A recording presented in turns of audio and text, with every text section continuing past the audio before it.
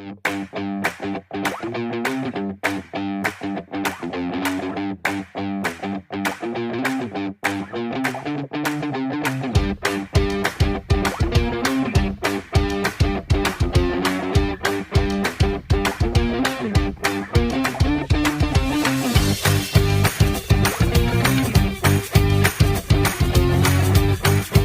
નામ છે મનસુખભાઈ ગોબરભાઈ તારપરા, ગામ ડેડી, તાલુકો જેતપુર અને જિલ્લો રાજકોટ.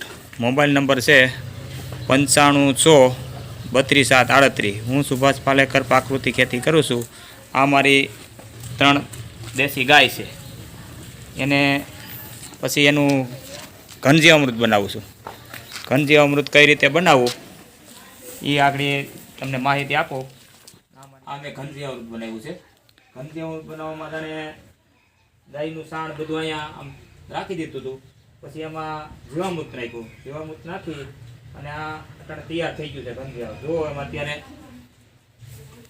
આ ઘનજી અમૃત અટાણે તૈયાર થઈ ગયું છે.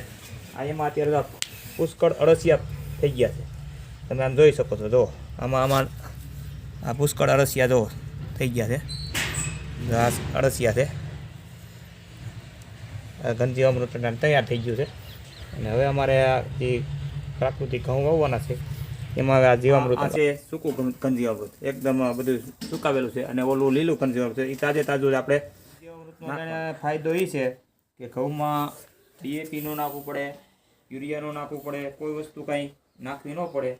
અને વગર ખર્ચે આપણે થાય એ આ ઘનજી અમૃતનો ઉપયોગ કરીએ એટલે એમાં બીજી કોઈ જાતની જરૂર પડતી નથી. આમાં બધી જાતના બેક્ટેરિયા આમાં હોય છે.